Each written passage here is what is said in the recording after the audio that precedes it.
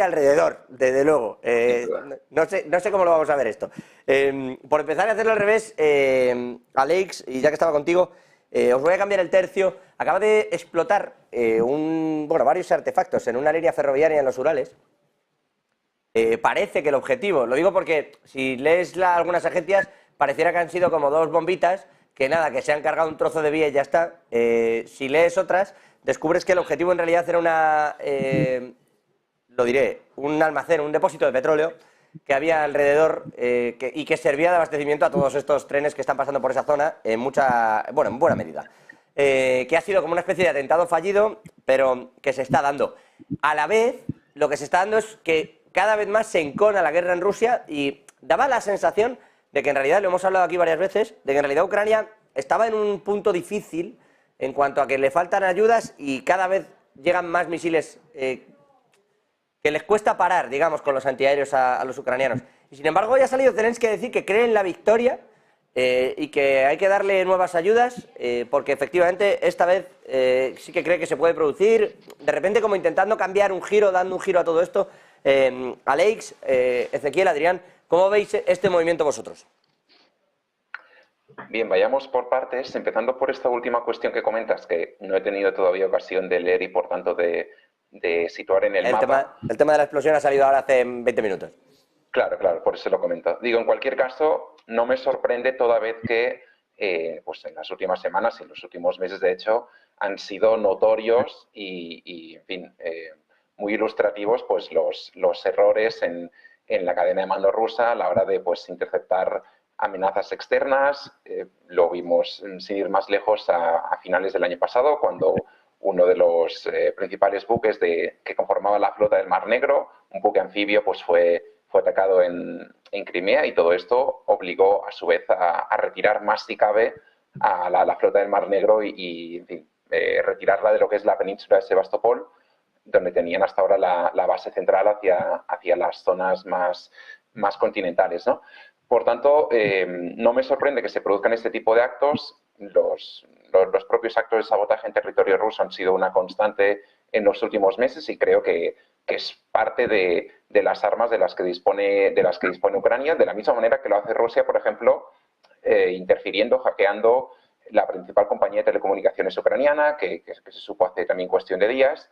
En fin, toda esta nube de conflictos más en la sombra, de guerra híbrida, pues son sin duda parte fundamental de la ecuación y son cosas que no tengo ningún tipo de duda que vamos a seguir viendo. Y, por supuesto, agencias como en este caso puede ser TASS, en el caso de Rusia, van a seguir minimizando la situación. Al final, cuando hablamos de un conflicto de desgaste, se asume que ambas partes pues, van a subir enormes pérdidas tanto de material como de recursos humanos y, por tanto, es una constante que vamos a seguir viendo.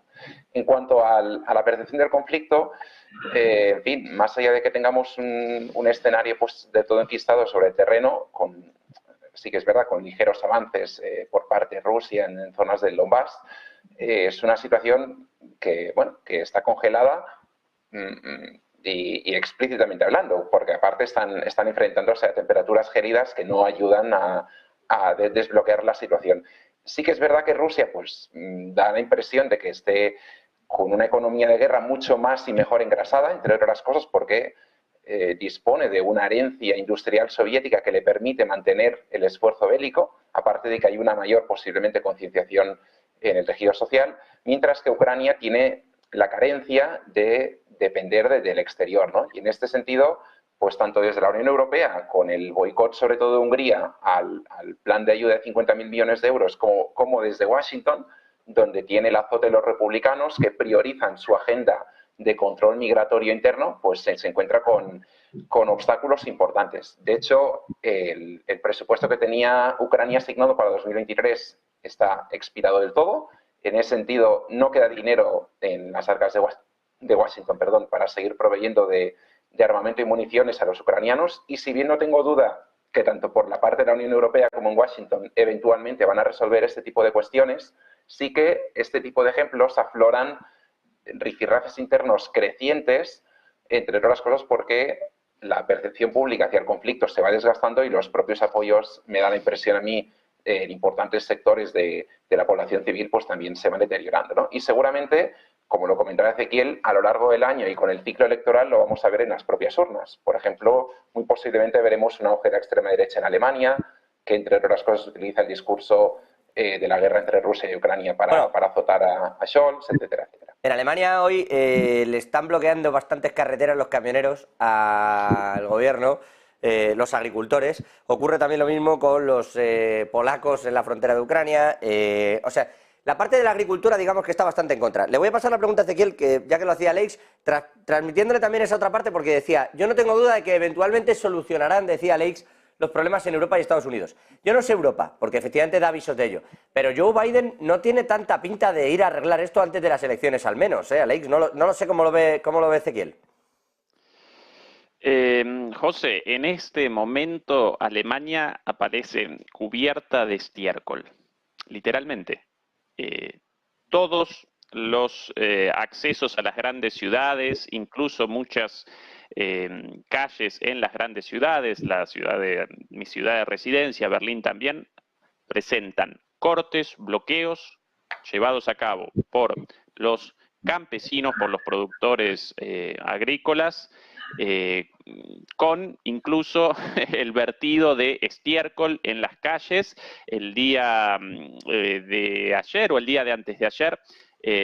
La Corte, el equivalente a la Corte Suprema de Justicia en Alemania determinó la legalidad del corte de calles en el marco de protestas por parte de los campesinos, con lo cual Alemania aparece en una situación cada vez más caótica, cada vez peor. ¿Y por qué realizan protestas en toda Alemania los agricultores, los campesinos? Sencillamente por la interrupción de las subvenciones. Recordemos que Europa hace mucho tiempo determinó subvencionar a su sector agrícola con toda razón, porque la seguridad alimentaria representa un elemento un factor fundamental para el desarrollo de un país, más allá de las ganancias o pérdidas generadas por ese sector económico en particular. Y ahora esas subvenciones aparecen canceladas por la decisión del gobierno de realizar recortes en el marco del aumento de los gastos del Estado alemán para el financiamiento de la guerra en Ucrania. Por lo tanto, con motivo de patrocinar una guerra en Ucrania, ligada obviamente a la expansión de la OTAN hacia el este de Europa con el objetivo de cercenar el poderío ruso. Con ese objetivo, básicamente promovido por los Estados Unidos y estúpidamente seguido por la Unión Europea en contra de sus propios intereses, ahora aparecen menos recursos para las subvenciones para la agricultura europea y por eso los agricultores alemanes realizan cortes en toda Alemania, incluso con estiércol vertido sobre las calles como bloqueo. Bueno, esto ya había comenzado en otros países europeos, como en Polonia, como en Hungría, como en Rumania, en Eslovaquia, pero claro, como esos países representan una especie de periferia de Europa, no generaba ningún problema. Bueno, ahora aparecen los problemas en Alemania.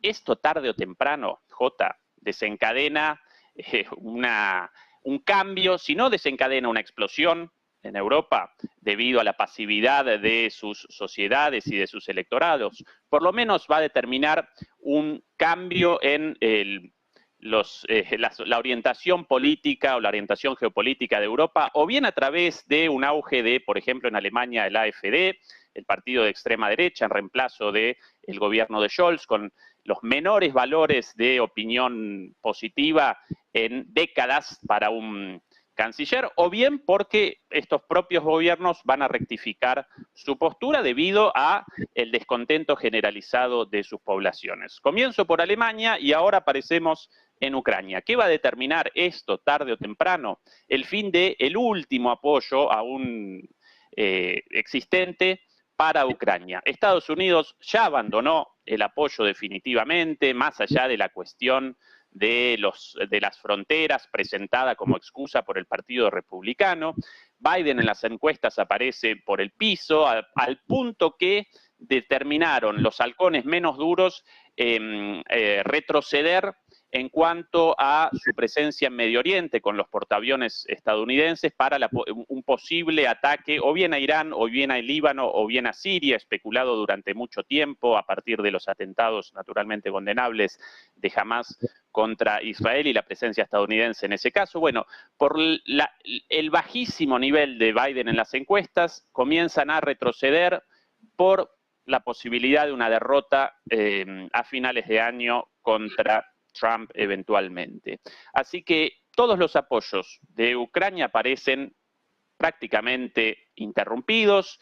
La situación en el frente presenta, si bien no presenciamos grandes avances, naturalmente en una guerra de desgaste aparecen síntomas de un colapso incipiente en cuanto a la movilización de recursos, en cuanto a los ataques de Rusia con misiles, más de 100 misiles en un solo día de ataques, por ejemplo, misiles de crucero, 11 misiles Kinzhal en un solo ataque, ataques con drones permanentes. La guerra para Ucrania parece perdida, así de sencillo.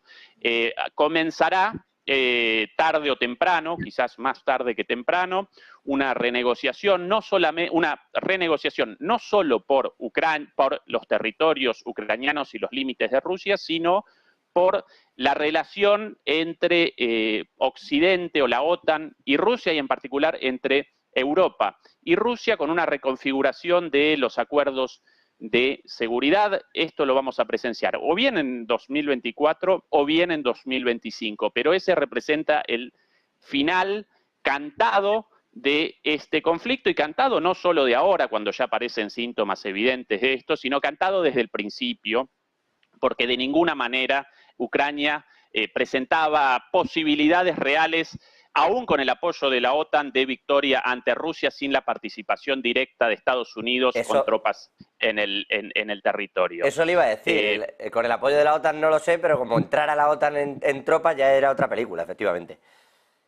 No, perdón, Ezequiel, bueno, en teoría sí, Jota. Yo a principios de 2022, cuando realizaba un análisis muy similar, presentaba esta interpretación. La única forma para una victoria contra Rusia parece en la participación directa con tropas estadounidenses en el territorio. Hoy realizo una interpretación distinta, porque esta guerra determinó un antes y un después en la forma de realización de la guerra, en un montón de cuestiones técnicas, en nuestro conocimiento respecto a las capacidades bélicas y militares de Occidente. Hoy todo Occidente, Estados Unidos sumado a Europa, no puede generar la cantidad de munición necesaria, los proyectiles de 155 milímetros necesarios para una guerra de desgaste. Rusia sí puede. Hoy día, si quieren mi opinión, hoy día militarmente Rusia aparece por delante de Estados Unidos. El año pasado no. Pero bueno, esto aparece en el marco de la especulación y del análisis geomilitar, pero carece de importancia en este punto. Lo importante aquí aparece en Ucrania encaminada hacia una derrota anunciada y el inicio de una recomposición del vínculo entre Rusia y la OTAN junto a China y la reconfiguración del orden mundial en su conjunto. Es el panorama cada vez más evidente. Bueno, la parte de Aleix creo que pintaba aún, van a llegar las ayudas, no sé cómo, pero intentarán hacerle llegar esas ayudas. Queda clara también esta visión. Adrián, ¿cómo ves tú este escenario? Y sobre todo, hay un punto final que creo que tanto lo que dice Aleix como lo que lo dice Ezequiel va a tener que ocurrir. Yo no sé cuándo y ni cómo, pero es evidente que la OTAN y Rusia efectivamente van a tener que sentarse a ver cómo va a quedar todo el panorama. Ese es quizás el punto clave en realidad de que haya o no haya paz, es decir, la reconfiguración de todo esto, porque de momento lo que Rusia no quería, que eran tropas de la OTAN, tiene 15 bases en Finlandia ocupadas por Estados Unidos. Sí, vamos a ver. Bueno, permíteme primero 30 segundos para una precisión en relación con el tema de Taiwán, aunque sea volver atrás. Es evidente que hay un problema estratégico muy serio. Mi argumento iba en la dirección de que el problema estratégico no depende tanto de lo que se decía en Taiwán, porque el problema real no es la relación entre Taiwán y China, sino el conflicto estratégico entre China y Estados Unidos, que es lo que en definitiva va a decidir lo que pase cuándo pase y cómo pase, ¿no? Pero bueno, voy al otro tema. Efectivamente, vamos a ver, estamos en una guerra, en lo que es el conflicto en Ucrania, en una guerra de desgaste y de posiciones, no en una guerra de territorio. ¿No? Entonces, en esa guerra de desgaste está claro que Rusia ha ganado. Esto lo están reconociendo ya continuamente interlocutores occidentales, artículos en Occidente de todo tipo, ¿no? Bien, ahora una cosa es ganar estratégicamente y otra cosa es cuando se decanta esa victoria en el terreno. Y entonces hay dos cuestiones. Primero, ¿hasta qué punto Rusia tiene prisa por ganar territorio o no? En principio le puede interesar probablemente hacerlo con el mínimo coste posible, ¿no? Ya que seguramente en principio tampoco tendrá demasiada prisa, ¿no? Una vez que, ya digo, estratégicamente la guerra está ganada, ¿no? Otra cuestión es cómo se plantea, cómo se ve esto desde Occidente. Y aquí hay dos estrategias. Occidente ya sabe que esa guerra de Ucrania está perdida. Pero claro, están pensando en la segunda fase, que es la que describía Ezequiel. Porque claro, ahora el riesgo que tenemos todos es de que se repita lo que sucedió con Ucrania, que evitando una negociación estratégica que era necesario abordar sobre qué es lo que estaba pasando con el avance de los avances de la OTAN, los riesgos estratégicos para Rusia, evitando esa negociación, al final estalló el conflicto. Ahora puede pasar lo mismo. Si no se empieza ya cuanto antes a hablar o a visualizar un contexto de negociación entre Europa y fundamentalmente Estados Unidos y Rusia sobre cuál va a ser el futuro de Europa y el futuro de la OTAN, vamos a acabar en un conflicto mundial con un altísimo riesgo de conflicto nuclear. Y hay un sector minoritario que se siente en una situación desesperada en Occidente, fundamentalmente vamos a ubicarlo en el Reino Unido y en Wall Street, y que están dispuestos a todo, antes de aceptar una negociación estratégica que les obliga a renunciar a la hegemonía del mundo y muy posiblemente a medio plazo a perder también el poder en Occidente. Entonces, no quieren aceptar ese contexto de ninguna forma. Entonces, ahí hay dos posibilidades. Una posibilidad estratégica es que intenten ganar tiempo. Intenten conseguir ayudas para Ucrania, aun sabiendo que la guerra de Ucrania está perdida, pero para ganar tiempo. ¿Esto qué supondría? Pues seguramente presionar, como están haciendo Ucrania, a pasar a una estrategia defensiva, quizás marcar una línea en el Dnieper que les permita crear unas defensas más o menos firmes que les permitan por lo menos aguantar unos meses ante una posible ofensiva rusa, ganar tiempo mientras se producen despliegues como los que tú comentabas en Finlandia, los que se están haciendo en Polonia o preparando quizás un contexto que pueda atemorizar a Rusia ante un posible riesgo de conflicto nuclear. Y la otra estrategia es hacer lo que se hizo, y esto se está repitiendo mucho, ¿no? La estrategia de Vietnam o de Afganistán, ¿no? Que es simplemente huir. Mirar para otro lado, hacer como que yo no sé nada y esto es un problema de Ucrania. Pero no creo que esto tenga mucho que ver con el contexto de Vietnam o el de Afganistán, en el que estratégicamente Occidente se jugaba muy poco. Es decir, el que Rusia dé un salto estratégico después de la victoria en Ucrania, dentro del contexto de Europa, cambia la relación de fuerzas dentro del propio Occidente. Y esto es algo que, ya digo, Wall Street o la City no están dispuestos a aceptar fácilmente. Ellos ven una relación muy directa entre perder la guerra en Ucrania y perder el control del mundo. Entonces, es muy posible que jueguen a alargar todo lo posible el conflicto y ese sector minoritario que esté planteando las medidas necesarias para hacer, si es necesario, hacer estallar un conflicto a nivel mundial. Bueno, pues no me alegra, la verdad, no verle tan optimista como con Taiwán, pero es verdad que el movimiento este puede producirse. Y es verdad que Estados Unidos de momento ha dado ese pasito atrás, pero que el conflicto no es tan fácil, como dice Adrián, dejarlo caer, o bueno, como estáis exponiendo todos. En realidad esa renegociación con la OTAN va a ser crucial en lo que pueda ocurrir o no en el futuro. Voy a irme un minutito a publicidad, antes os cuento noticia económica vinculada, por cierto, ayer